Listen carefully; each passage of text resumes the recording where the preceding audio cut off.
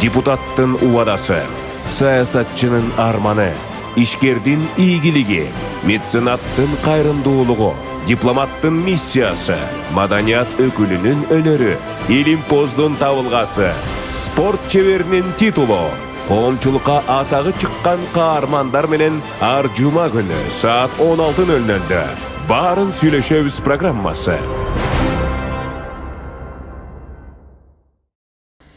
Саламатсызбы, Марал радиосунун угармандары жана көрөрмандары, сиз баарын сүйлөшөбүз программасын көрө баштадыңыз. Мен аты жөнүм Бахар Хайкимова. Бизде студияда мурдагы ички иштер министри, генерал, жаза аткаруу кызматынын мурдагы төрагасы, күрөш федерациясын жетектеген спортчу Мелис Турганбаев бар. Биз анын бүгүнкү эфирде ар тараптуу ишмердиги жөнүндө сүйлөшөбүз. Саламатсызбы? Студиябызга кош келдиңиз. Сиз негизи бир топ тармактарда иштегенсиз. Көпчүлүк сизди ушул милициядагы ишмердигиңиз менен дагы көбүрөөк таанышат десек болот. Ушул катардагы кызматкерден баштап министрге чейин көтөрүлүңүз, сержанттан баштап генералга чейин жеттиңиз дегендей да. Алгач ушул карьераңыздан баштасак, кантип бул тармакка келип калгансыз? Рахмат. Эми милицияга, конечно, баягы 100 жылдык марекеси болду жакында эле. Мен болсо ошол 83-жылы окууну бүткөндөн кийин Кыргыз мамлекеттик университетинде окуп бүткөм. Андан кийин айылда ошол өзүмдүн кайсы тармакта бүтсөм ошол менен эмгектенип келдим 1 жыл. Башка тармакта окугансыз негизи? Негизи мен бухгалтер экономистмин, экономфакты бүткөм.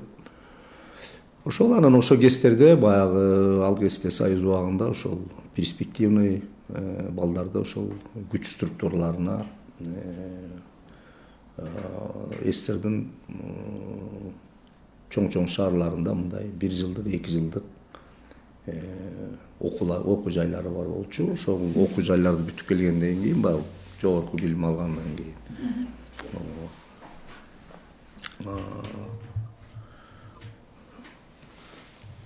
ошол юридика жагынан анан жана переспециализация ошол жагын бүтүп окуп келип анан иштештим. Мен дагы ошол убакта милицияга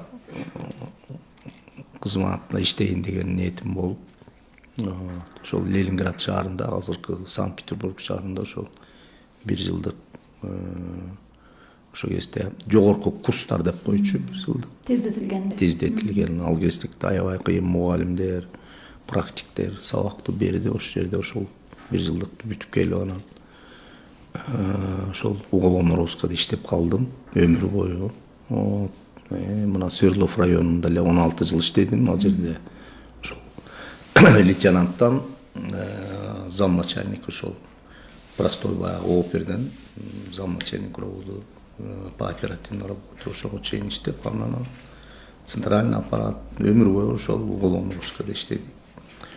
Конечно, баягы иштеп жүргөн кезекте кызыктуу эле. Биздин наставниктер күчтүү, оперлер иштечү ошол кезектерде кээ өтүп кетти. Мына ошолордон таалим тарбия алып, мына ушундай чоң даражаларга жеттик. Ал кезекте милицияда бөлөгүрөөк тартип, бөлөгүрөөк система, бөлөгүрөөк баардык көп нерсе баягы жылдан жылга өзгөрүлдү. Андан 90-жылдар баягы союз тарагандан кийин дагы аябай көп кыйынчылыктарга дуушар болду милиция кызматкерлери. Канча деген революция болуп кетти. Мына ошолордо дагы мына милиция негизи 100 жылдын ичинде көп деген кыйынчылыктарды башынан өткөздү. Анан ал кезектерде баягы 2000-90-жылдары оор кылмыштар көп болчу. Заказной жана адам өлтүрүүлөргө эле көп деген эми ал кезекте баягы союз тарагандан кийин көп башаламандыктар көп болду. Жумуш адамдарга алышты. Алардын баардыгы күнүмдүк окат кылыш үчүн ар кандай кылмыштарга бара баштады. Кылмыштардын түрү көбөйө баштады мурункуга караганда. Жаңы кылмыштар. Чынында ошол маалда баягы кылмыш дүйнөсү, негизи кылмыштуулук баягы үрөй учурган, криминалдуу үрөй учурган учур болчу. Сиз ошол кезде иштеп жүргөндө баягы чуулгандуу иштердин бетин ачканыңыз айтылып жүрөт, өзүңүз дагы айткан жактарыңыз бар. Өмүрүмө коркунуч келет деп мына корккон эмессизби? Ошо милицияга эмне келдим экен деген өкүнүч болгон эмеспи? Эми мындай да кимге кандай экенин мен билбейм. Мына мен өзүм жөнүндө айтсам, эми бул профессияны тандап алгандан кийин анан деген эмнеден коркобуз?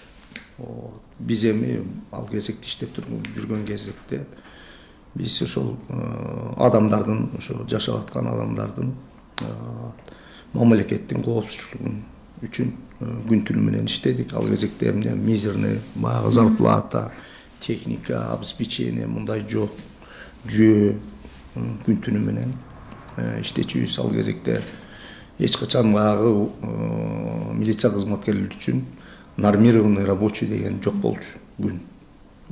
Милиция кызматкерлери күн түн биз баягы кызматта болчубуз да негизи. Эс алуу деген баягы редко болчу. Кеде баягы башчыларыбыздан суранып, кеде бир-эки күн эс алчубуз, атак күн түнү менен иштечүбүз. Көптөгөн да өзүң айткандай көптөгөн оор кылмыштардын бетин ачтык. Өмүр бою мен ушул Бишкек шаарында иштедим. Бишкекти чын айтканда азыркыга чейин беш колдой билем. Кайсы жерде ким даже азыркыга чейин эстейм, кайсы жерде кимдер жашайт, кайсы кылмышкер кайсы жерде турат, баардыгын биз ошол кезектерде көнүп иштеп өмүр бою шаарда иштегенден кийин баардыгын билчүбүз да. Мына эми азыр болсо милицияда эмне заманбап зданиялар курулду азыр. Техника Кудайга шүгүр бүгүнкү күндө азыр мына 21-жылым эми баягы век техника деп атпайбы, баардык жагынан техника менен бүгүнкү күндө жабдууланган замандап зданияларда иштеп атышат. Бирок ошого карабастан милиция бүгүнкү күндө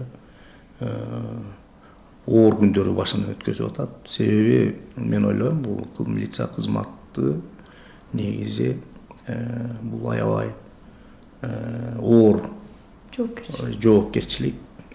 Себеби душманың да көп болот, жакшы каалаганың да көп болот. Себеби адамдарга жакшылык кыласың, кылмышкерлерди кармайсың.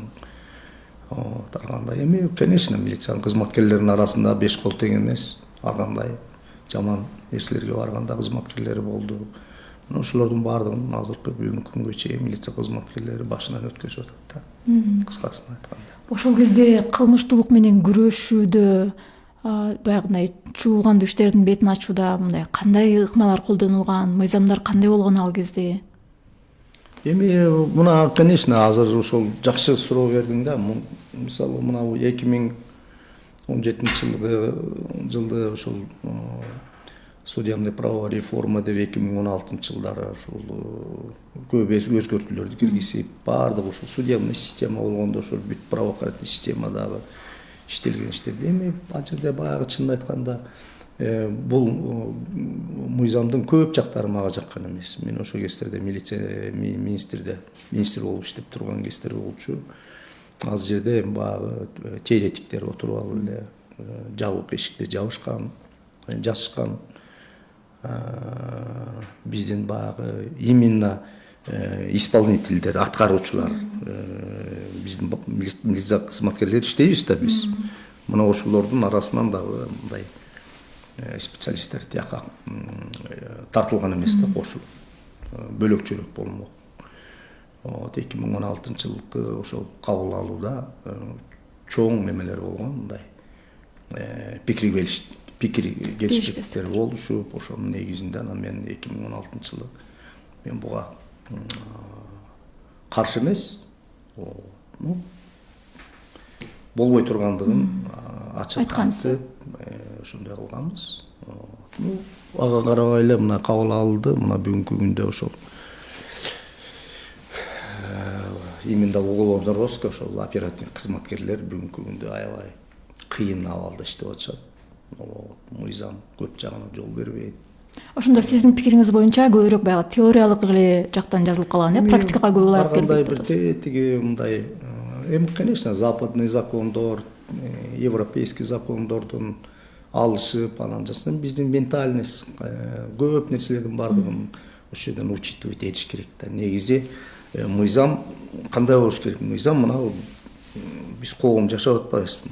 Кыргызстан мамлекети, анын ичинде эл жашап атат. Ошо элге, элдин ментальностуна, элдин даже көп түзүлүшүнө жараша ошол мыйзамдар ошого мындай кичине айкалышып туруш керек да. Анан эле тияктан алып эле давай деп эле навязывать этип неметкен көп нерселер. Ошонун негизинде эми азыр сүйлөшүп калып атам.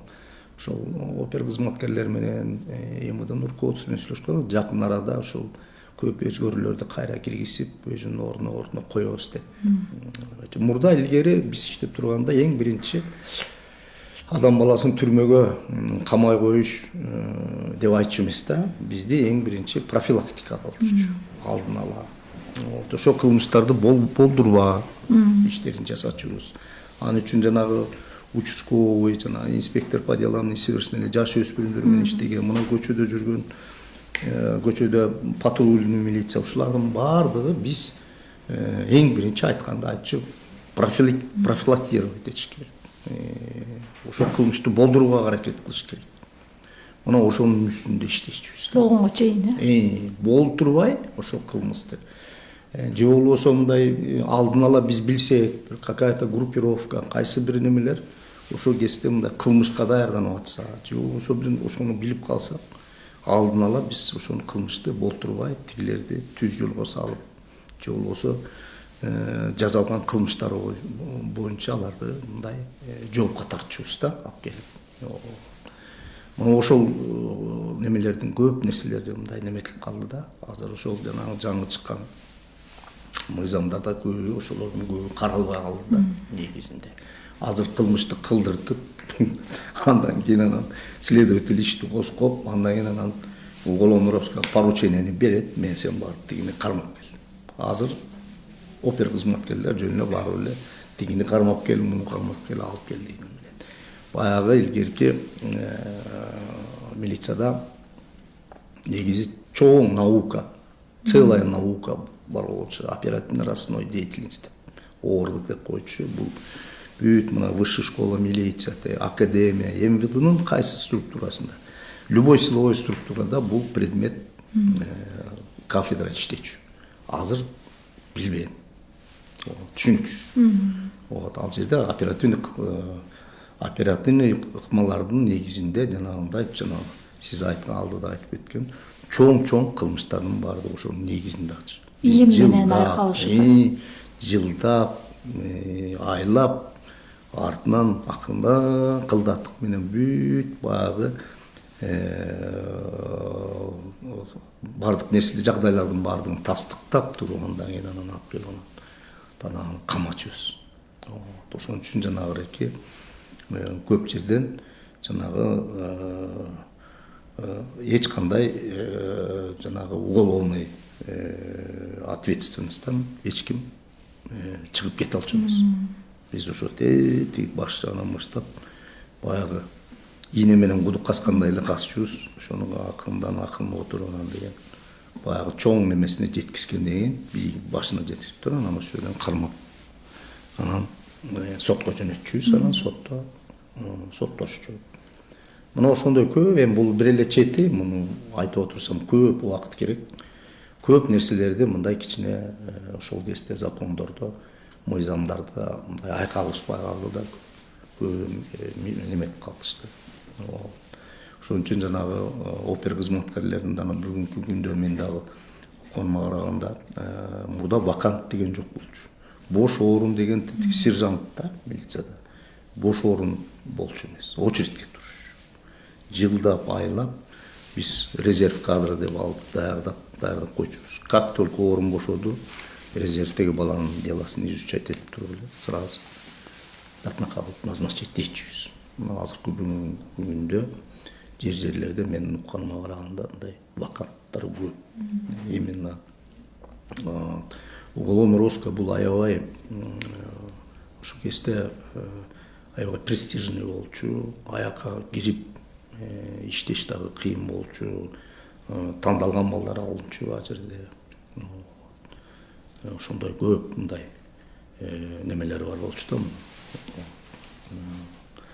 Азыр эми негизинде азыркы мыйзамда эми көрөбүз го эми жакын аранын ичинде ошолардын баардыгын ордоруна койсо мен ойлоп атам кайра дагы мындай милициянын жумушун ого өтөр мындан дагы жандантко деп ойлоп атам.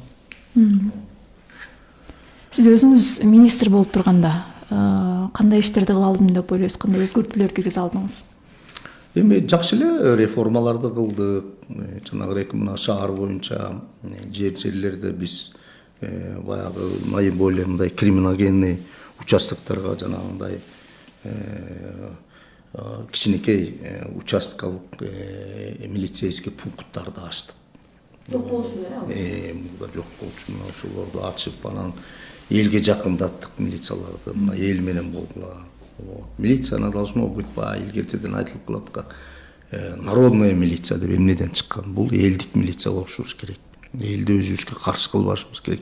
Эл менен иштешибиз керек. Элдин көйгөйлүү маселелерин баардыгын ошо жерлерден оор кылбай чечип бериш керек деген негизинде биз ошол мисалы тетиги ал шаардын четиндеги эле новостройкада жашагандар мисалы бир эле справканы алыш үчүн жана ветеринарный справка ошо малын сатыш үчүн ал тетиги роодого барып анан ал жерде участковойду издеп анан тагып анан немесин алчу көп. Бул баягы эле бир эле мындай эле чети да. Биз ошон үчүн баягы жерлерге деп анан ошол айылдарга участковый инспекторлор отура турган, ошол территорияны обслуживать этип иштеген уголовный розыск кызматкерлери келгенде дагы ошол жерге отуруп бияка центральный ровдога же болбосо городской отдел милициясына алып келбей ошол жерде на месте иштеп ошол жерде сурап ошол жерде тастыктап туруп анан деген алып келгендей кылып условиялардын баардыгын биз түзгөнбүз ошол жерде. Даже жанагы участковый инспекторлордун телефондорун мисалы сиз келсеңиз пункт жабык мисалы да. Эми ал жерде 1-2 эле участковый иштейт да. Баары жумушка территорияга кетип калышты. Сразу телефонду звонить этесиз, ал айтат 5 мүнөттө келем күтө туруңуз. Все.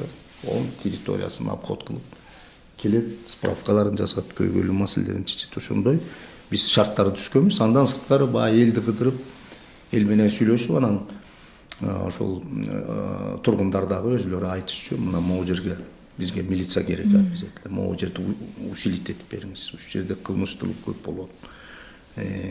Территория аябай чоңоюп кетти, элдин саны көбөйдү. Бул жерге дагы бир милиция кызматкерин кошуп бербесеңиз бизге кыйын болуп атат деген мындай. Биз тоюсу ошол кезде мен иштегенде элдин айткан көйгөйлүү маселелерин чечкенге биз ошого багытта иштедик. Анан калгандарын болсо эми баягы оор кылмыштардын баардыгын жеке контролго алып, жанагындай адам өлтүрүү бар, ар кандай чоң кылмыштар бар, баягы өрөө учурган. Ошолордун баардыгын контролдук анан центральный аппараттан наиболее баягы опытный уголовный розыск кызматкерлерин жиберип анан чоң кылмыштардын баардыгын ошол кездерде ачышыбыз.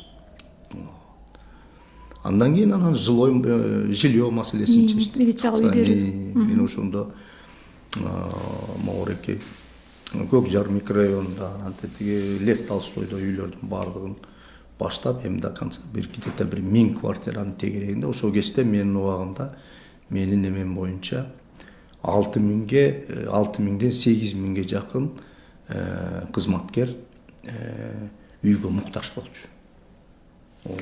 Мына ошонун негизинде мамлекеттен акчаларды бөлдүрүп алып анан биринчилерден болуп биз дагы ошол үйлөрдү куруп өзүбүздүн кызматкерлерге бере баштаганбыз.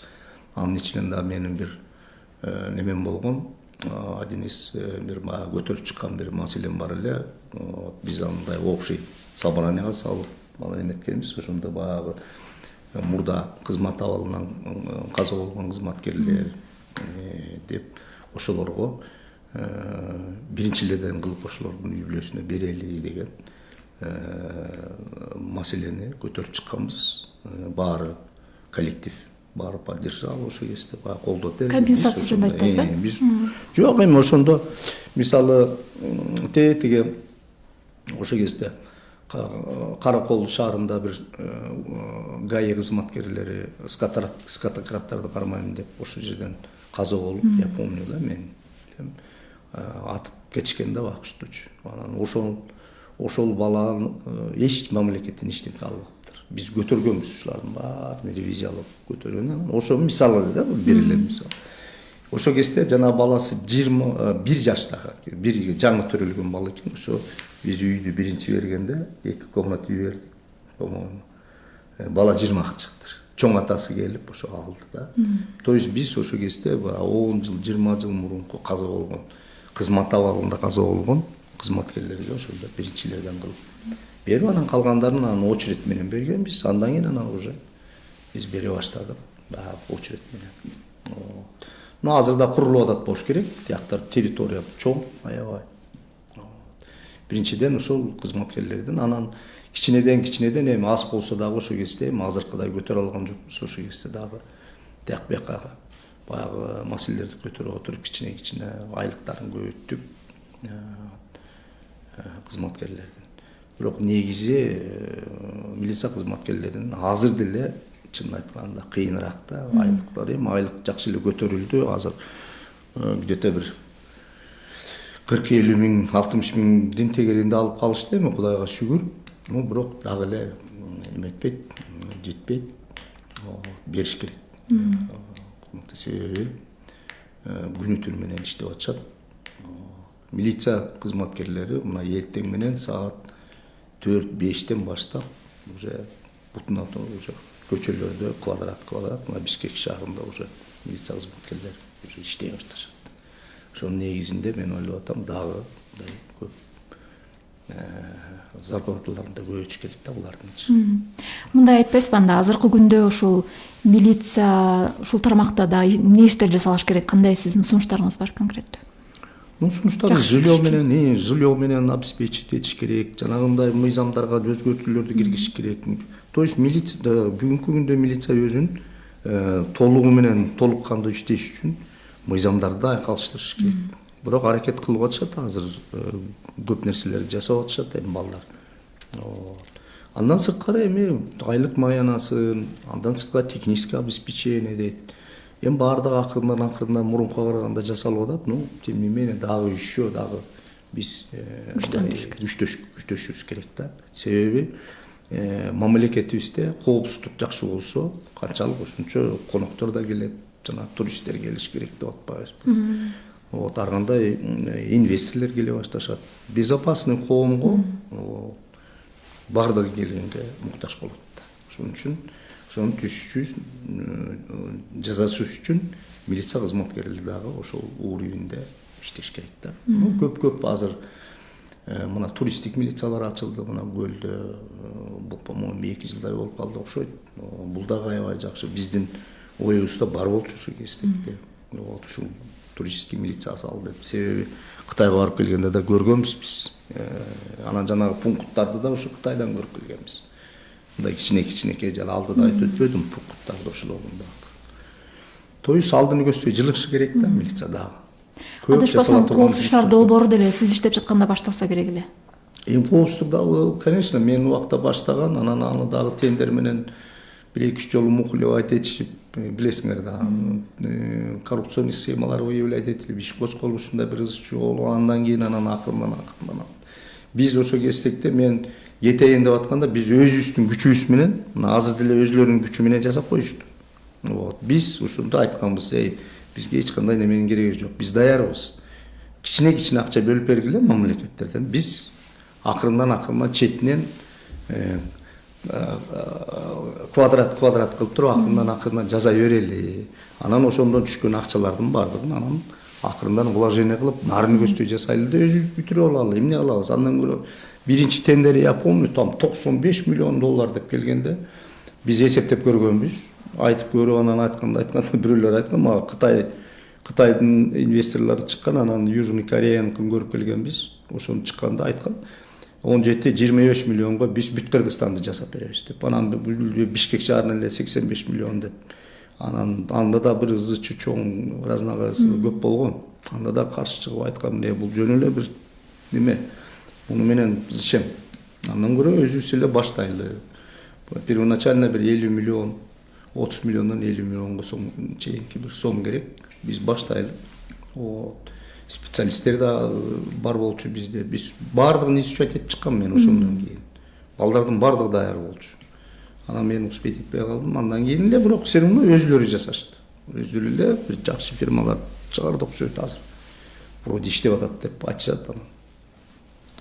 Ошо сиз баштаган иштер ара жолдо калып калганбы же аягына чыкты деп ойлойсузбу? Жок, аягына чейин ошо кезде баягы биздин ойлонгон эми кесиптекте менде иштеген жаш балдар бар эле азыркы күнгө чейин мына чоң кызматтарда иштеп атышат. Ошолордун баардыгы, конечно, алардын баардыгы себеби баардыгы жазыла турган, негизи жасала турган иштери болчу. Ошону жасаш керек, аткарыш керек болчу.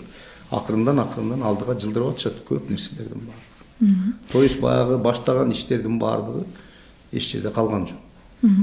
Жогоруда айткандай бир топ тармактарда жетекчи болуп иштедиңиз. Ошол жаз аткаруу кызматынын төрагасы болуп 2019-20 жылдары иштедиңиз. Ошол учурда абактарда тартип күчөп, бир топ шарттар түзүлгөнү айтылып жүрөт. Сиз өзүңүздөн уксак эмне иштерди жасадыңыз ошол жаз аткаруу кызматы тармагында? Эми мындай да биз адам баласынын эми ар кандай кылмыштары менен түрмөгө камагандан кийин биз аны аяктан мындай оңоп чыгарышыбыз керек да, тарбиялап, ал жерде уже бөлөкчө болуп чыгыш керек деген ой максаттабыз да. Ошонун негизинде биз ал жерде мындай биринчилерден барып ошол абакта отурган биздин жарандарыбыз кандай условияда жашап жатышат. Себеби баягы союз тарагандан кийин көп учреждениялардын баардыгын толоп, талап кетишкендерин уккам да мен негизи. Ошонун баардыгын мен өзүм көрүп, өз көзүм менен көрдүм. Баягы Сталинградда согуштан кийин деле болуп калыптыр. Көбүч. Чынын айтканда көп ал кезекте баягы союз убагында оказывается гигантский заводдор болгон экен. Аябай заводдор, баардык ошол түрмөлөрдөн чыккан продукциялардын баардыгы дүйнө жүзүнө барчу экен. Негизи тетиги, по-моему, Европага чейин кетчү экен. Менде мындай бир эски бир карта бар болчу. Ошону мага көргөзүшкөн. Ушу чыккан продукциялар каяктарга кетер баардык. Анан барып ошол эски производстволордун баарын карап, көз жүгүрттүк. Анан жашоо шарттарын көрдүк. Себеби көп жылдардан бери төрага эч качан кирбептир тигин ичинечи. Баягы илгери бир кырсык болгондон кийин 2005-жыл ошондон кийин мындай башчылар деле мындай аралап тигилер менен сүйлөшүп көрүптүр. Анан мен айттым, мен эмнеден койгом, мен барам, киребиз деп. Анан сүйлөшүп, аралап, ошондо отурган биздин түрмөдө отурган жарандар менен сүйлөштүк. Эмне шарт керек, кандай неме кылыш керек, эмне кылыш керек, баарын өзлөрү айтып берди. Бизге ремонт, жашоо шарт, даже батарейкалардан бери кесип кетишти. Жана барактарда жашаганчы мына азыр ким угуп атса билет, айтып болуш керек. Бул жерден калп жок да, чынын айтканда. Анан барып ошо иштердин баарын, ремонт иштерин өзлөрүнө эле материалдарды алып барып бердик. Өзлөрү эле татына кагылып жасап, анан биз аракет кыла баштагандан кийин анын ичинде да тартип оңоло баштады. Кичинеден баягы баш белгендердин баардыгын өзлөрү тарбиялай башташты. Акырындан анан түрмөлөрдүн ичи анан производстволорду кайра жандандыра баштадык. Ошол менин убагымда бир 14төн ашык производствону ачтык. Эң биринчи ошо ар бир абактарга жакшы пекарняларды салдык. Себеби нан керек да. Андан сырткары швейный цехтерди, обувной цех, столярный цех, анан 2-3 Беловодскийде, анан Молдавановкада кирпичный заводдор бар болчу. Беловодский кирпичти аябай сенитсечү. Ошол кирпичтерди анан чыгарып сата баштадык. Өзүнүз камсыздыгынан тышкары. Өзүнүн, мисалы мен кетип атканда ошол баягы тендер аркылуу продукцияларды сатып алышчу да. Ошонун где-то бир 80%-ин биз өзүбүз немете баштадык. 67 гектар жерге өсүмдүктөрдү айдадык. Картошкадан баштап баардыгын айдап, ошол ар бир учреждениянын ичинде складтарда погрептер бар болчу. Баягы илгерки ошол погребтерге сактап анан өзүн обеспечить башладык. Биз жана сахар менен эле тиги чай пай анан мындай бизден чыкпагандарды гана сатып алып калдык тендер менен.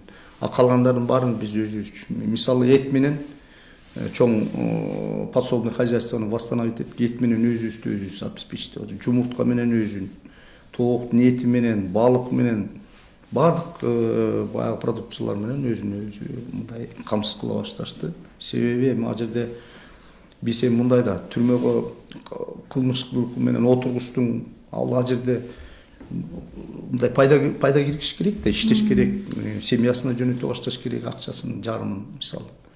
Ошол сыяктуу мындай шарттарды түзө баштадык. Себеби мына бул система негизи баягы СССР бывший баягы мурунку СССР мамлекеттери ичинен Белоруссияда 99% мен угушумда балдарды жиберген, барып келишкен. 99% мына мамлекеттик заказдардын баардыгын түрмөдө жасайт.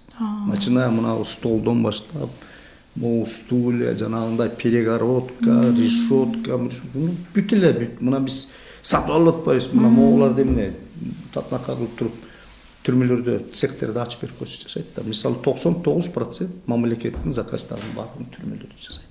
Начиная ошол жанагы военныйлерге кийим кечеден баштап, бүт жанагы спец одеждалардын бар. Биз ошого аларга тыйын төлөп беришеби?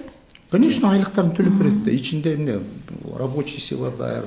Ичинде эле жанагындай цехтерди курса, мына мисалы азыр жаңы Жалал Абадта 10-чу түрмөнү көчүрдүк деп айтышты. Балдар менен байланышып турам. Жаңы түрмө курушту. Мына ошол жерде чоң көргөзбөдү. Недавно, по-моему, интернетте жүрөт. Чоң швейный цех салышты. Мына ошол жерден эми азыр мына начиная военныйлерге баардыгына ошол жерден тиксе болот да. Мына ошол эле МЧС, ошол эле биздин военнослужащий, ошол эле милициянын, ошол эле ГСНдин, ошол эле жанагы военный училищаларыбыз бар, кадетский школалар бар. Ошолордун баардыгынын кийимдерин барын көчөдө мына чыпырып жүргөн жанагы тазалыкчылар ошолордун баардыгынын кийимдерин ошол жактарда тиктирсе болот. Мамлекеттин акчасы мамлекетке. Бир четинен ГСНге акча түшүп атат өзүнө. Экинчи четинен ичинде тигилерди айлыгын алып, жарымын иш менен камсыз болуп, бекер отурбай жанагындай ал ичиндеги ар кандай тарчып пускандыктардын баары жок дейсиз. Күндүз иштесе, айлыгын таап атса, мисалы бир жылдары ошо кездерде мен айткам да паспортизация кылып бергиле деп. Себеби мына женский колонияда жакшы чоң неме ачканбыз. Швейный цех бар болчу. Ошонун баарын оңдоп, укмуштарды тикчү алар. Мен эми атын айтпай эле коеюн. Кээ бир могу брендовый жана биздин Кыргызстандын модалы кийимдерин тиккендерди мен 2 жолу көрүп калгам. Ошол бир мероприятие, иш-чара менен барсам, ошо жүрүшүп анан күлүп анан биякта эмне болуп жүрөсүңөр деп сурасам, байке бул жерде биз ошол мындай жана ручная работа жумуштарды ошол жерде заказдарды тиктиребиз, акчасын төлөп беребиз деп айтып беришти. Себеби ал жерде ар кандай таланттуу кишилер бар. Андан сырткары биз ошол ар бир учреждениянын ичинде училищалар бар болчу илгери. Ошол училищаларда жана узкий специализация. Токардан баштап, парикмахер, электрик, сантехник, ошондойлорду окутчу мурда илгеричи. Биз ошону дагы жандандырдык. Кадимгидей келип уже билим ала башташты. Себеби биз эми азыр бул жерден бошоп калсак, анан эртеңки күнү сыртка чыкканда бир коомго аралашыш керек. Өзүнчө коомго аралашып иштейли. Тиги жерден неме берчү, кадимгидей тиги сертификатын берчү, жанагы свидетельствосунчу, что училищаны бүтүп чыкты депчи. Бекер жаткандан бери ошолорду окуп, ошондой көп баягы жандандыруу иштерин баарын жасадык. Андан сырткары ошо кызматкерлерге үй маселесин дагы жасап бердик. Ошо тиги бир 200 квартира куруп, Жалал Абадта, Чүй областында, Бишкек шаарында. Андан сырткары ошол оңдоо, зданиялардын баарын оңдодук, ичинде ремонтторун жасадык. Көп жумуштарды. Андан кийин ошол планыбызда жана 47-чи колония шаардан мына СИЗОну көчүрөлү деген, ошо Жалал Абад түрмөсүн көчүрөлү деп, ошону ошо кезде көтөрүп, демилге көтөрүп чыкканбыз. Проектлердин баары даяр. Мына акча дегенде деп калган болчу ошо кезде. Анан мен да кетип калдым. Ну андан кийин ошол жакшы, менден кийинки ошол өзлөрү мен менен чогуу жүрүп көрүп ошолордун баардыгын ошол биз эмне жасайлы деген пландагы иштердин баардыгын бүгүнкү күндө балдар аябай молодцы да. Мен аябай ыраазымын. Сиз кеткенден кийин деле сурашты да, ошо. Ошолордун баардыгына уже кетишти. Себеби мен айтканым ушул жерден балдарды койгула, бөлөк жактан алып келип мына могу балдардын баардыгы билет. Түрмө деген эми баягы мамлекет эле кээ бирлери баягы түрмөдө эле көп көңүл бурбай калыптыр да, чынында баргандачы. Биз барганда көбүнүн көзүн ачканбыз. Ал жерде мындай түрмө болгону менен ада ал жерде бөлөкчө иштеш керек, могуларды иштей кылыш керек, мындай кылыш керек, мындай кылыш керек. Көп иштердин баардыгын эметип. Мына азыркы күндө аябай жакшы чоң иштер жасап атышат. Мына Жалал Абадта жакын деле ачылды окшойт. Түрмөнү шаардан чыгарып көчүрүп салышты. Бүт заманбап кылып салып беришти. Азыр мына 47 көчүрүштү.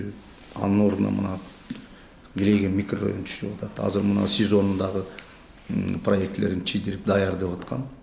Болсо мына эки абакты дагы сыртка, шаардын сыртына көчүрүп койсо, шаардын ичи тазаланып калат. Эми бул мындайда, бул атайын салынган эмес. Илгери баягы илгерки кездерде ушулар шаардын эле чети болчу негизи. Мисалы 47-чи колонна андан ары үйлөр деле жок болчу да. Анан шаардын кырычы кандай чоңойгон. Кеңейип кетти. Ошого байланыштуу болуп атат. Мисалы Москвада жанагы Бутырка деген түрмө бар. Ал эң эле шаардын эле Москванын эң ортосунда да мен баргам ичин көрүп. Музей эле болуп калыптыр ал чын айтам. Эми ошол кезде ал тиги Емельян царское время тиги Емельян Пугачевду ошол түрмөдө, ошол салынган түрмө экен, ошол бойдон кала берип, шаардын Москванын кандай өскөнүн карабайсыз деп кетти. Тиги шаардын ортосунда калып калды. Ошол момент ошолорду чыгарыш керек шаардын сыртына. Мына ошол иштердин баардыгын багы жасап, андан сырткары бир чоң иш жасадык. Биз аябай полный цифровизация киргиздик. Цифрагачы бүт санарип. Санарипкечи. Бүт кирди. Видеокамералар. Видеокамералар, мына тиги түрмөлөрдүн ичинде бизде мына центральный аппаратта Глиген колл-центр бар. Ошол колл-центрде бардыгы көрүнүп турат. Бүт ким кандай кылып нарушение ичинде ошого байланыштуу камералар көбү мындай тартип оңолду да жердечи көбү камералар турат баардык жерде. 3000ден ашык 2000 бирдеме камера койдурганбыз биз. Центрдан эртең менен мага жумушка келгенде бүт дала иштеп турчу. Кайсы жерде кайсы нарушение эмне болгонун бери. Андан сырткары ар бир кызматкерлерге безопасность болсун деп ичинден баягы кокус кол салуу тиги болбосун деп видеорегистратордан тагып бергенбиз. Ал видеорегистратордагы эмне болуп атканын баардыгын көрүп серверге түшүп турчу. Анан ошолор менен акырдан анан ордуна койдук. Ар кимди өзүнүн ордуна. Жумуш иштейбиз дегендер көбөйдү. Мындай көп алгылык иштерди жасагандан кийин анан ичинде дагы баягы биз дагы мындай бөлөкчө көз караш менен эметкенден кийин ичиндегилердин дагы мындай психологиясы кичине анча-мынча оңолуп, мына тартип жака ой башташты. Ошонун акырдан бүгүнкү күндө уже ГСН системасында бүгүнкү күндө мен ойлоп атам жакшы алгылыктуу иштерди дагы азыр бүгүнкү күндө жасап атышат. Ошонун баардыгын продолжать этип мен ойлоп атам. Мындан ары неметсе азыр көбүрөөк производство уклон кылгыла дедим баягы. Ошо бүгүнкү эмне иштер жасалыш керек ушул тармакта да оюңуз боюнча? Эми дагы эле восстановить этиш керек. Рабочий завод, мини заводдорду ичине куруш керек. Мүмкүнчүлүк бар да курганга. Мүмкүнчүлүк бар да. Эмне инвесторлор келсе болот. Там эч кандай проблема жок. Себеби помещение ичинде бүт бар, коммуникация. Только ремонтторун жасап туруп эле жакшынакай саманбап мини заводдорду куруп койсо болот ичине. Эч кандай проблема жок. Иштей беришет. Мисалы мына могу Монголияда жанагы чоң мына кум төрдө болгон чоң момундай золотурный месторождениелерде бүт түрмөдө отурган, абакта отургандарды иштешет ошол жерде. Агарат этип баардыгына жанагындай щитовой үйлөрдү куруп берип койгон. Ичинен, во-первых, жакшынакай зарплаталарын алышат. Экинчиден алтында эч ким урдай албайт жердечи. Бүт охрана. Анан арзан рабочая сила, дешевая рабочая сила. Пожалуйста, бекер жаткандан көрө барып иштешет. Маған айтып берген ошол Монголиянын жолугушу болгон. Кээ бирлер ошол жерде иштеп, квартира алгандар бар. Золотойдун комбинаттарында. Тамак ашы бар эле, түрмөдө отуруп жашап иштеген менен тиякта какая разница? Там щитовый үйлөрдү коюп коюп болду иштеген. Любой чоң. Илгери деле мына Союз малдарында строительно-монтажное управление бар болчу при ГСИ. Чоң. Биз ошону да восстановить эттик, техникаларды алганбыз. Өзүнчө база кылдык. То есть жанагы тендер кылып ар кандай стройкалардын бардыгын биз өзүбүз жасай баштадык. Жана ремонттордун баардыгын эле өзүбүз жасадык. Ошо өзүбүздүн эле СМУ ошолор эле барып ремонт, строительный жумуштардын баардыгын жасашты. Мына бүгүнкү күндө алдагы аябай неметти көп жумуштарды ошолор жасап атышат. То есть бул мамлекеттин ичинде эле мамлекет сыяктуу эле чын айткандачы өзүн обеспечить этип, өзүн багыш керек негизичи. Эмне үчүн бюджеттен жанагынча миллиарддаган акча бөлүнүш керек. Люди совершили кылмыш жасашкан, эмнеге алар тиги жерде бекер отуруш керек, алар иштеш керек. Өзүлөрүн өзү багыш керек. Насыктар керек болсо семьясында багыш керек сыртта. Мына биз ошого алып барышыбыз керек. Биздин максатыбыз ошол болчу. Акырындан жана окутуп, акырындан ошого жеткизип чыккандан кийин адам баласы тигинин ичинде да иштеп, эмгектенип, анан чыккандан кийин дагы үй бүлөсүнө баргандагы жүзү жарык болуш керек. Жана жакшы айттыңыз, ошол түрмөдөгүлөрдү мисалы биз жөнүнө камап койбой, анын жакшырышына, оңолушуна салым кошушубуз керек. Баардыгына эми баягы опять же 5 кол тең эмес, эми арасында, конечно, оңолбогон бир шүмшүктөр бар. Эми алар это же редко же, не все же. Мисалы 10 кишинин бир 3-өө бир шүмшүк болор. 7-өсү оңдосок болот да, 7-өсү нормальный бир какой-то бир неме менен түшүп калгандар бар. Ар кандай жагдайлар менен. Ошолордун баарын оңдоп, ал жерден тарбиялап, нормальный кылып анан деген үйүнө жиберишибиз керек да.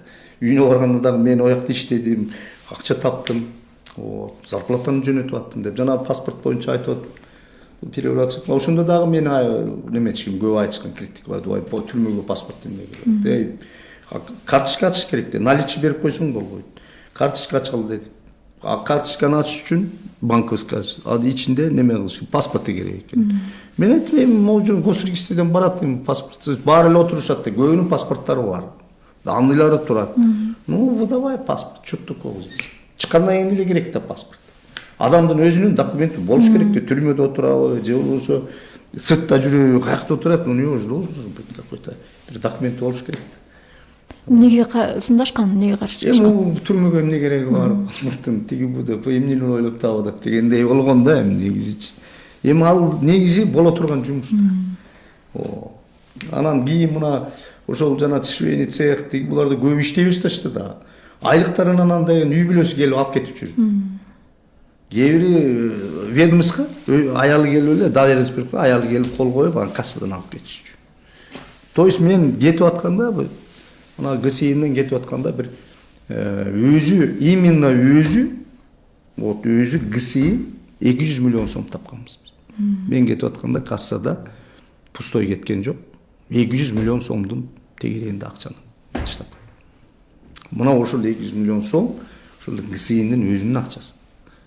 Өзүлөрүн жумшаса болот да жана. Салыштырганда көп да, Эми мурда нөл болчу да, көбөйттүк да. Жана производство түшүп атат да. Мисалы бизде кирпич 4 сом 50 тиын болсо, сыртта 8 сом. Мен мамлекетке бир жолу айттым, премьер-министрге. Силер азыр мына социальный немелерди куруп атасыңар. Мына мектеп куруп атасыңар, садик куруп атасыңар, үйлөрдү куруп атасыңар, мамлекет. Менден алгылачы мына 4 сом 50 тиындан кирпич турат Беловодскийден. Мына миллион кирпич турат. Түз эле деме чыгарып кой. Тиге. Буйрук чыгарып кой, бизден эле алсын. Мына урдаган эч ким жок. Баргыла текшерилип көргүлө. Зато акча ГСИнге түшөт. Мамлекетке түшүп атат да, мамлекеттин акчасы мамлекетке түшүп эле, ошону өзүбүз колдонушубуз керек да. туурабы? Я как экономист. Ана деген ошону айттым. Анда да болушкан жок. Ой, жок, тендер кылыш керек. Ну тендерде мына ошол эле биздин кирпичти биз сатып аттык бир 4 сом 50 тиындан неметип атышты эле. Азыр эсимде жок, бир 50 тиын берип 100 сом кошуп сатып атышты. Эми ошону эле биздин эле кирпичти бөлөк фирмалар сатып алып атат да, частниктер сатып алып атышат да, алар тендерге катышып эми ошону 8 сомго мамлекетке кайра сатып атат да. Вот мына ортодогу кандай акча. Мунаны айтсаң да жаман көрүшөт. Айттым, мындай кыла алачы деп айтып, мына алгыла биздин турат жак, тартып алып кете берди. 4 сом 50 тиын, 8 сомдон албай эле болгула. Канча айттык, кийим кечени дагы тиккенде дагы айттык. Дайте нам заказ. Пожалуйста, мына тигип берет. Бияқта турат. Ошол эле жанагы игоза деп коет, жанагы колючий проволока. Бизде станок бар болчу, жакшы чыккан. Аны дагы айттык, заказын бергиле, бизге мына пограничтерге керек, военныйларга керек, дагы бөлөктөргө керек. Бизден эле алгыла мына түрмөдө. Давайте прямой договор түзөлү. Ценасы мондай, базардын баасы бул экен. Бизден чыккан баа, мына могу биз эмнеге кошмок элек? Биз мамлекетке берип атабыз. Силер акчаны бизге бергиле. Канча деген акча эконом болуп. Мына биз ошондой көп иштерди эметкенбиз. Бара мен оюмда, баягы планымда бар болчу, толугу менен бүт өзүнүн обеспечениесин өткөзөлү деген ниет бар болчу. Ошо кичинеден келип калганбыз.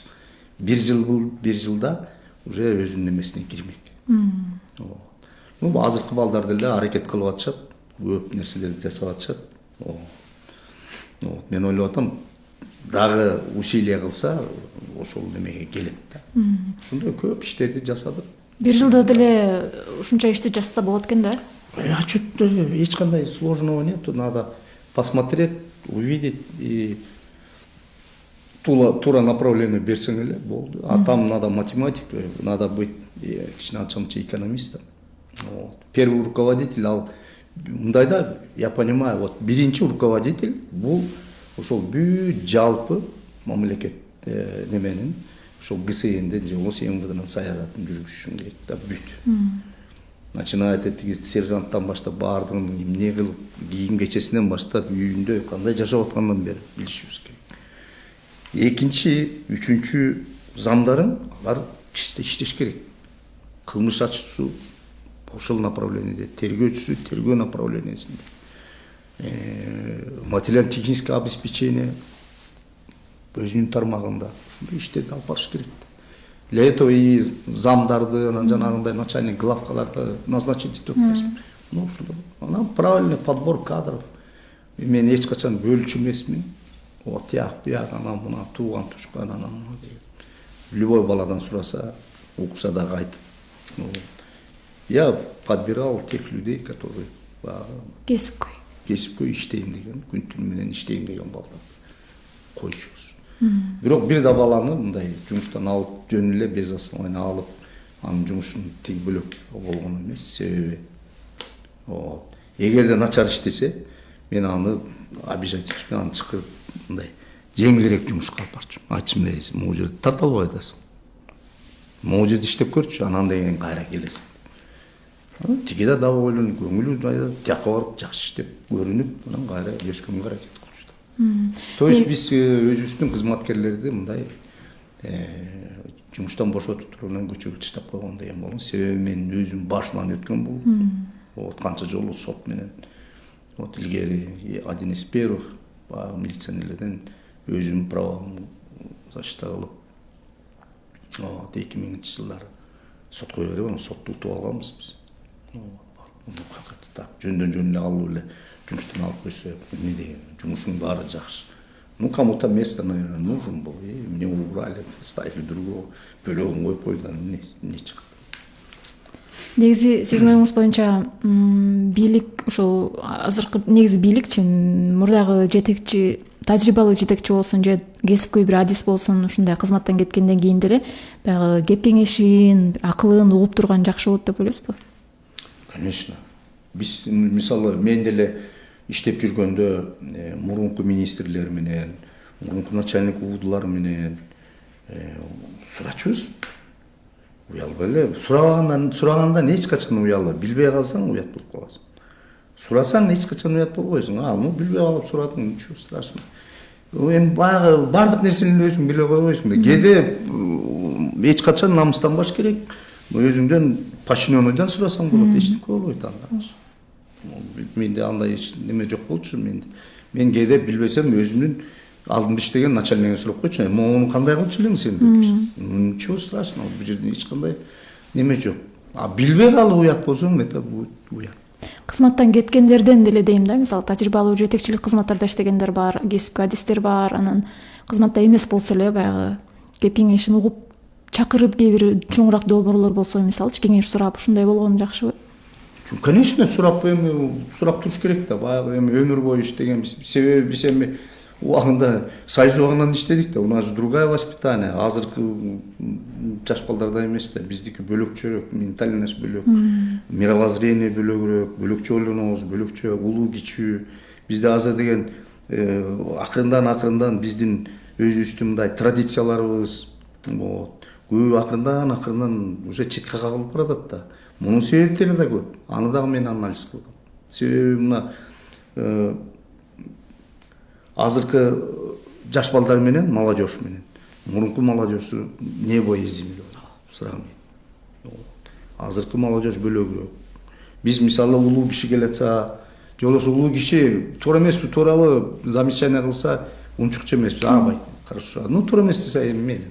Жамбоо турбайбы деп кетип калчубуз. Азыр болсо сабак коюш деле мүмкүн болуш керек азырчы. Бир замечание кылсаң, же болбосо кандай кылсаң. Мунун баардыгына могу 90-жылдары баягы после развала Союздан кийин көбү миграцияга кетти. Жаш балдар, кичинекей балдар бирөөнүн колунда калды. Тарбия көрө албай калды. Үйдүк мээрим, үйдүн тарбиясы деген эң биринчи местеде турат да. Баарын эле мектепке жүктөп коюп атпайбызбы? Үйдүн. Мисалы мурда мен жанагы шаарда иштеп жүргөндө бир немени чыгарганда айткам, давайте мындай көчөдө жүргөн тентек балдарды, же болбосо сабакка барган балдарды ата-энесинин ответственностьун кылалычы. Мурда ошондой болчу да. Ата-эне деген головой өзүнүн баласы 18-ге чыкмайынча өзүнүн баласы үчүн кет баш менен жооп берчү да. Канча жолу мен окуп жүрдүм, канча жолу атамды да апамды да канча собранияга чакырып, анан келгенде айтчу, мен уят кылдым деп. Биз самому уялчубуз да. Какая-то мындай карачы кандай воспитание. Жанагы собранияга салып отурса, сен балаң момундай деп отурса деп, это для родителей чоң мындай бир чоң удар болчу да. Азыр андай жок да. Мына мектепке алып барып таштап койду, бүт эртең менен алып барды, кечинде алып барып койсо, кечинде келгенден кийин болду, ар ким өзүнүн жумушу менен занят. Бардыгы телефон тиктемели, компьютер. Мындай айтып сүйлөшүү бала менен эме жок да бүгүнкүндөчү. Мурда бөлөкчө болчу да. Кояй дечү. Ар кандай немелерди улуу кичүү. Ошол ценностьтардын көбү кетип барат да. Анан барып айтат, азыркы тиги мындай болуп кетти. Это мы сами виноваты. Биз өзүбүз күнөөлүүбүз. Андан сырткары жанагы миграция. Көбү жана айтпадым. Көбү калып калды да. Ата-энеси тиякта жылдап, өзүлөрү биякта. Мен шаарда иштеп жүргөндө билчүмүн, даже кошунасына таштап кеткендер бар болчу. Даже бир-эки кийин биз көз салып карап жүрдүк. Аябай жакшы бала болчу. 9-класс бала, по-моему, 3-класс карындаш. Ошо багат экен, апасы Россияда иштейт. Күнүгө онлайн сүйлөшүп, багып, татынакай жашап атышат. Участковыйлар биз кыдырып, подворный обход кылышып, баары неме болчу да. Ким мектепке барбайт, ким каякта жүрөт, баардыгын учеттор болчу, четко жасашчу. Мына ошолордун баардыгын жасашта айтып калышты ошону. Айттым мен, давай сен эле кайт, өзүң эле барып эле турчу, жалко их. Жашап атыптыр, апасы сүйлөшүп атыптыр, акчасы бар экен, мектепке алып барып атат, кийим кетип, бүт татынак. Ушундай неметип, көз салып жүрдүк. Эми аларды эле чыркыратып, анан энесин чакыртып тияка не стали делать. Ушундай көп нерселердин баардыгына биз мындай бир бөлөкчөрөөк карашыбыз керек да. Келиңиз эми спорт боюнча да сүйлөшөлү. Бул тармакта дагы сиздин салымыңыз чоң экенин билебиз. Күрөш федерациясы мисалы кайсы бир деңгээлге көтөрүлдү. Ошого себеп болгон жагдайлар эмне болду же кандай аракеттер менен ушул деңгээлге чыкты? Айрыкча күрөш кандай болуп алдыга чыгып кетти?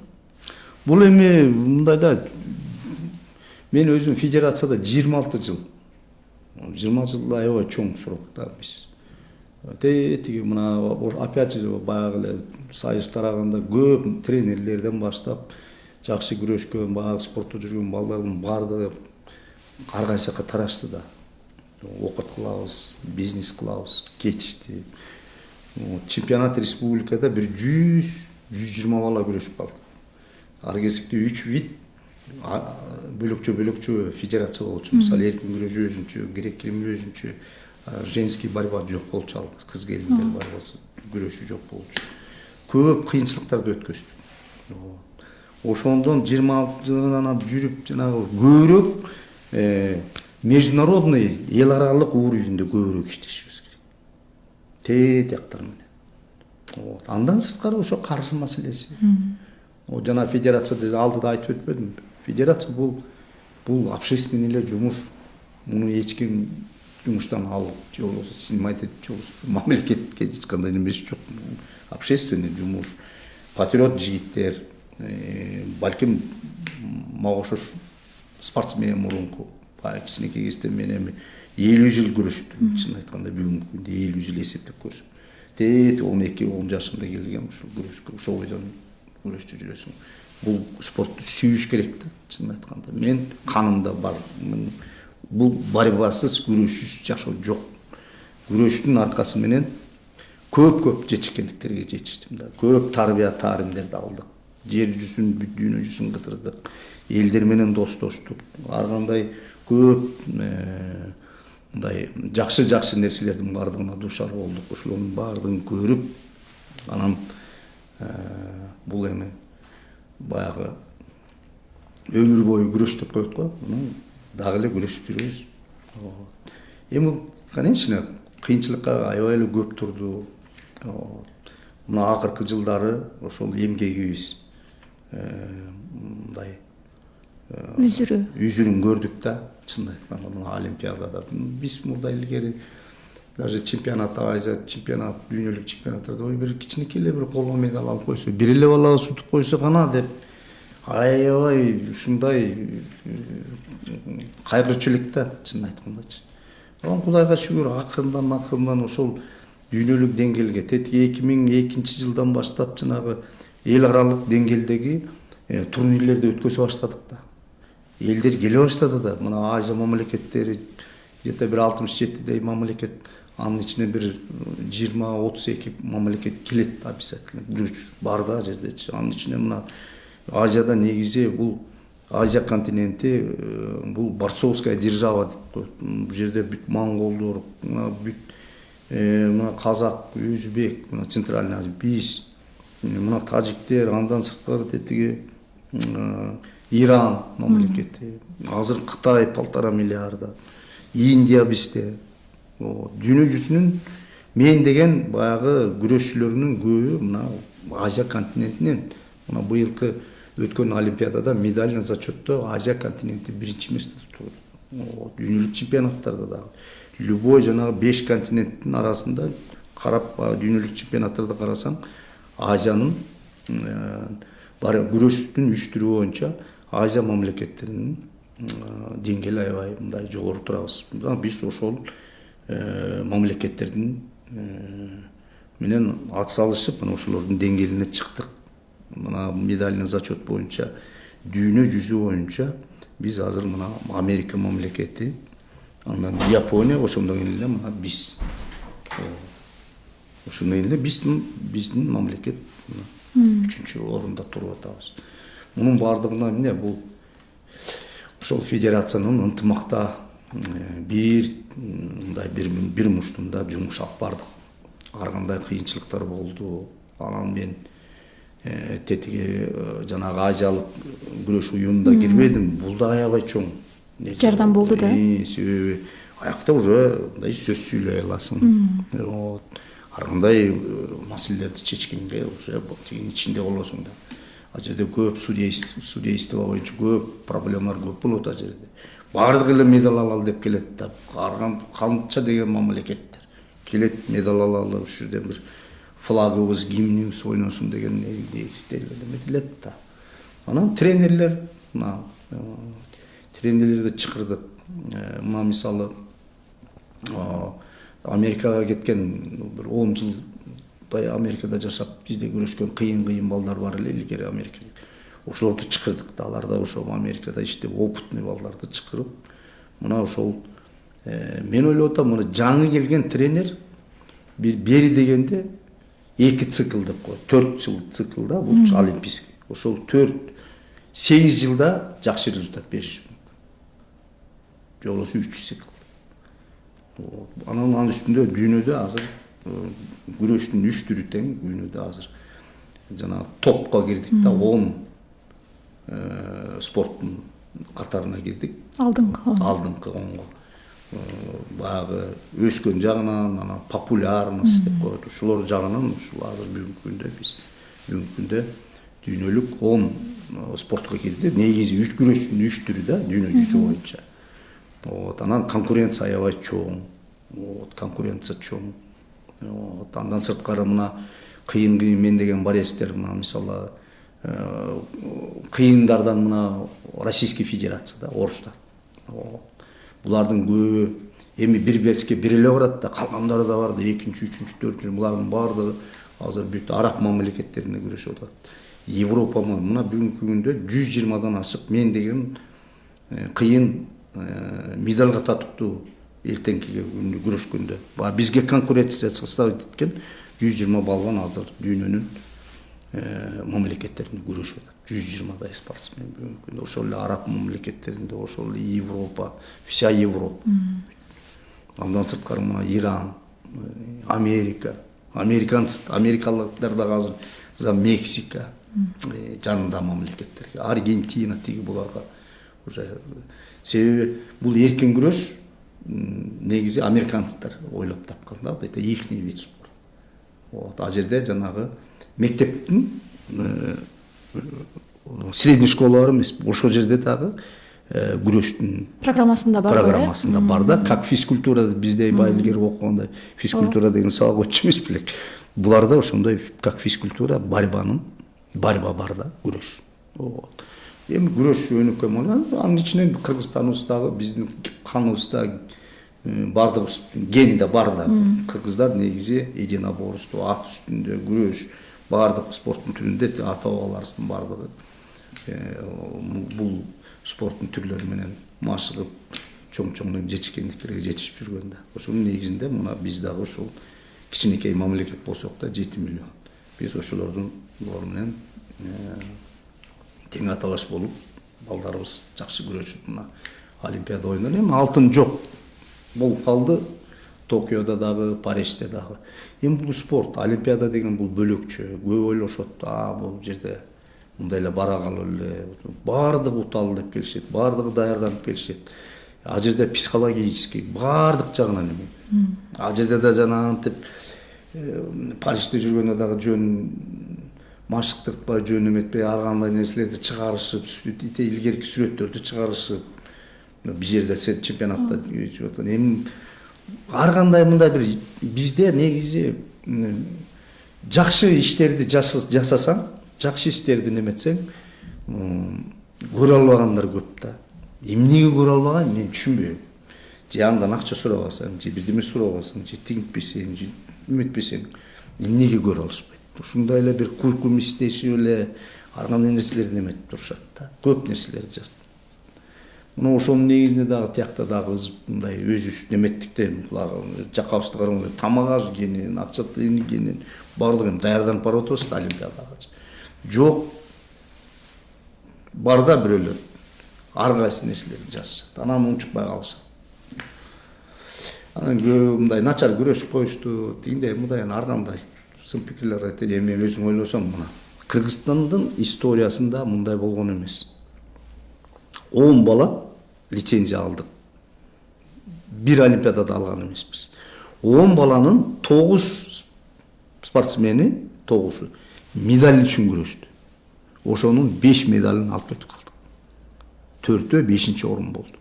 Мындай Кыргызстанда мындай результат болсун, бирок кыйыныраак да.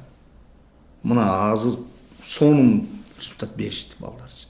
Мен ойлоп атам, аябай бул чоң жетишкендик депчи. Себеби мына мисалы чоң мамлекеттер, ошол эле Турция 1-2 медаль алышты. Бир эле медаль алды Турция. Килигин, борцовский держава. Американецтер жана эркин күрөштөн вообще эле медаль албай калышты. 6 салмакта эркин күрөштөн. Родина эркин күрөштүн родинасы американец медаль албай калышты. Алтын ала алган жок. Анан баягы, конечно, ар кандай эми критикалар айта беришет экен. Айтып коюш оңой эле да. Муну жасаш керек, организовать этиш керек, тренер менен иштеш керек, балдар менен иштеш керек. Күн түнү менен ошолор менен акырына чоң иштерди алып бардык да, ошонун негизинде болуп атат. Убактыбыз аз калды. Ушул күрөштө эмне иштер жасалыш керек кыскача бүгүнкү күндө? Эми азыр мен эми 26 жыл болду. Мен быйыл деле өзүм ошо кетейин деп жүргөм. Барып мындай Азиатский советтемин азыр. Ошо жакта международный уровень жардам берип балдарга деп. Себеби күрөштөн кете албайсың, бар ушу күрөш менен ооруйсуң. Сен мындай чыгып эле, кирип эле кайра күрөшкө киресиң. Ошон үчүн мен ойлоп атам, алдыда, конечно, жумуштар көп. Азыр чоң өзгөрүүлөрдү жасап атышат жаңы келген федерация. Мен иштерине ийгилик каалайм. Алар дагы кээде звонок этишип, муну кандай кылабыз, мындай кылабыз деген суроолорду берип атат. Мен өзүмдүн баягы билген нерселердин баардыгын аларга да направление кылып айтып атам. Эми бул циклда, конечно, 4 жылдык цикл. 4 жылда эми, конечно, планканы көтөрүш керек, иштеш керек. Каржы маселеси боюнча, по-моему, проблемасы жок болуш керек. Мен мурда болчу. Азыр вообще проблемасы жок. Условия тренировкалары, залдар, баардыгынын условиялары бар. Только азыр тренерлер ынтымакта, федерация ынтымакта, татынакай жакшы иштерди алып барыш керек, анан алдын өстөй жылабыз. А так эгерде баягы биринин немесине бири мешать этип тигинтип минте беришсе, анда спорт бат эле түшүп кетет. Бөлөк нерсе да эмес да, бат эле түшөт. Көрөбүз эми эмдиги жылы чемпионат Азия бар, биринчи чемпионат Азиялардан башталат, рейтинг турнирлери бар, дүйнөлүк. Ошолордун баардыгы көрөбүз. Эми спортто көтөрүш үчүн көбүрөөк айтып атпайм, көбүрөөк эл аралык, международный эл аралык турнирлерди өткөзүшүбүз керек. Көбүрөөк. Мына биз подряд 3 жыл, 4 жыл чемпионат Азияларды өткөздүк да, бирден эмес, 2ден өткөздүк. Анан барышат, арена бүтүш керек. Бизде тиги хоккейный аренада ошону жасап алып ошол жерде өткөзүп аттык. Бирок ичи толтура эми күрөштү сүйгөндөр көп. Бизде шкостор аябай көп. Ошону развивать этиш үчүн эл аралык деңгээлдеги көп турнирлерди өткөзүшүбүз керек. Мына биз дүйнөлүк рейтинговый турнирди да өткөздүк да. Керек болсо, муну дагы жакшы деңгээлде өткөзүп койдук. Мына бүгүнкү күндө биздин федерациянын аброю эл аралык федерациялардын арасында один из лучших. Биз мына бир эмес 2 жыл подряд лучший федерация болдук. Азия мамлекет, континентальный боюнча. Биздин борецтерибиз самый лучший борец Азия болду. Мына Тыныбекова, ушул сыяктуу Акжол Макмалов, ушул сыяктуу балбандарыбыз ошол чоң орундарга жетишти. Андан сырткары Кубок Мирага биздин балдар катышты. Эч качан болгон эмес. Ал жерде главный тренер болду, биздин тренер болду. Дүйнөлүк сборныйды главный тренери ошол Кубок Мира болуп атканда 1 ай 2 айга шайланат, биздин кыргыз бала тренери болуп иштеди. Мына бүгүнкү күндө ошол дүйнөлүк бириккен күрөш уюмуна мүчө болуп, мына Чолпон Султанбек, мына тиги Султанбекова Чолпон бар, депутат. Алыш күрөшүнүн федерациясынын башчысы. Ошол жакында эле Албания шаарында өткөн. Эмеде аякка өттү. Бул дагы аябай чоң жетишкендик. Бул да аябай чоң. Ал тиягы уровенде биз мен Азия курuyum деп бияк балдар только иштеш керек. Ынтымакта бөлүшө турган эч темпе жок бул жерде. Бөлө турган эч темпе жок. Ынтымакта гана иштесек, мен ойлоп атам, Америкада боло турган Олимпиадада алтыны да болот, бөлөк медалдар да болот деп ойлойм. Только ынтымакта иштеш керек. Акыркы суроомду берип калайын. Ушул жогоруда сөз кылган тармактардан тышкары сиз Жогорку Кеңешке шайлоодо талапкерлигиңизди койгонсуз бир канча жолу, 2021-жылы да койдуңуз окшойт. Азыр кандай пландарыңыз бар? Дагы саясатка келесизби? Ой, ошондо бир-эки жакшы бир саясатчы байкелерибиз айткандай, барбай эле койчу, сага кереби, сага жакпайт деген магачы. Сен бөлөк типтеги адамсың. Сен кирип, анан эң аягында айтышты. Бир сүзүп чыкчы деди, анан бизге айтты, анан мен айттым, байкет, сиз туура эле айттыңыздар. Кереги жок экен депчи. Эми саясат деген бул бөлөк экен да. Одну говорят, другую делает. Бирде тиякта дейт. Бүгүн бирдеме деп отуруп алып сүйлөшөсүң, эртең болсо чыксаң, ой мен антип аткан эмесмин. Же болбосо аян биз мындай келишип калдык. Ар кандай көп нерселер, это не мое. Мен эми баягы айткан сөзүмө турам. Калп айтпайм. Принципиально иштерди жасайсың. Жанагындай нерселер жакпайт экен. Айттым мен мындай, это не мое оказывается. Мен барбай эле койгончу бирөөлөр ушул айткандан баргам, чынын айткандачы. Бир эмес 2 жолу бардым го депутаттыкка. Эми бири баштагандан кийин анан экинчисинде дагы эми койчу моголум деметкенден кийин мен өзүм ушундаймын да. Ишти мындай аягына чейин бүтмөйүнчө жаным тынбайт да. Койчу ушуну болбосо да болормун, болбосо деп туруп анан экинчи жылда койдук. Анан анда деле өтпөй калдык да. Эми 7200 болбосо алдык, по-моему. Это шаарда рекорд болчу, чынын айткандачы. Ну там мой оппонент взял 14 тысяч, это в истории даже выборда, шаардан 14 000, 15 000 голос алыш. Я не знаю, как это получилось, не могу сказать, потому что за руки не поймали, я не знаю. Поэтому, проиграл, я пару куттуктап аны. Бол давай жакшылап иште деп койдук, иштеп жүрүшөт го деп ойлойм. Бирок бир четте өтпөгөн деле жакшы болуптур. Ызы чуусу жок. Атынакай отуруп алып өзүмдүн спортумду азыр көтөрдүк. Азыр болсо азиатский спорт менен акырында. Демек саясатка барбайсыз, э? Саясатчы жок эле жашай берели. Не кылабыз саясат? Эми возраст деле келип калды азырчы. Тынч эле.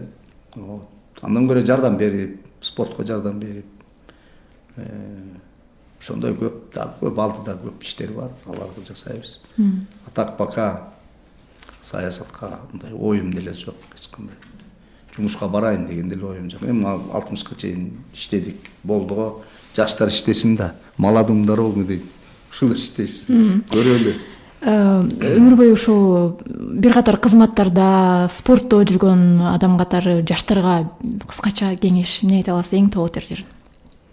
Эми жаштарга эмне? Жаштар деген мамлекеттин элин жерин сүйүш керек, ата энени сыйлаш керек, окуткан мугалимдерин сыйлаш керек, тартиптүү болуш керек. Ар бир жаран, ошол жаш өсүп келаткан өспүрүм мамлекеттеп жүрөгү согуп туруш керек. Анан жакшы окуш керек, жакшы тарбия алыш керек, улуу кичүүнү сыйлаш керек. Анан эл аралык деңгээлде мына биздин көп деген мыкты жаш балдарыбыз чыгып атат. Көп жаш балдар, улан кыздарыбыз чыгып атат. Анан ошондой болуп, алдын көздөй умтулуп, кыргыз мамлекети мындай даңазалап турса деген эле ой. Анан тынчтык, кылмыштуулуктан алысыраак болуш керек. Түз жол менен, таза эмгек менен. Таза эле эмгек кылса эч кандай проблемасы болбойт. Таза эмгектениш керек. Сизге биз болсо эми мамлекет болсо ошолорго шартын түзүп бериш керек болду. Анан могу көп жерлерде мына окуу маселесин мен көп көтөрөм да, ушуга аябай переживать этем. Баягы уровень образования чынын айтканда бизде баягы мындай низкий эле да, чынын айтканда. Ошону көтөрсө деп ойлогом. Себеби сабатсыз адам ар кандай жанагындай жаман жумуштарга барат. Эгерде сабаттуу, акылдуу, билими күчтүү адам болсо эч качан жаман жакка барбайт. Мына ошол жагы көбүрөөк болсун. Жанагы аз айтыш керек да, сабатсыздардын. Бул боюнча да анализтерим көп менин. Кандай болуп, эмне болгонун. Мен по ходу бир жерден мындай стычка чыкканда жерлерди мен анализдейм да, сразу эмне үчүн болду. Комплекстүү карап, маселеге. Ушуларды карап мындай неме кылышыбыз керек. Бул маселелер боюнча дагы кийинки убакыттарда дагы маек куралы деп үмүт кылабыз. Сизге рахмат, убакыт бөлүп келип бергениңизге, кызыктуу маек куруп бердиңиз. Ишиңизге келек каалайбыз. Бизде бүгүн эфирде мурдагы ички иштер министри генерал Мелис Турганбаев болду. Угарман жана көрөрман, сиз бул эфирде YouTube каналыбыздан дагы кайталап көрө аласыз. Депутаттын убадасы, саясатчынын арманы, ишкердин ийгилиги, меценаттын кайрымдуулугу, дипломаттын миссиясы, маданият өкүлүнүн өнөрү, илимпоздун табылгасы, спорт чеберинин титулу, коомчулукка атагы чыккан каармандар менен ар жума күнү саат 16:00 баарын сүйлөшөбүз программасы.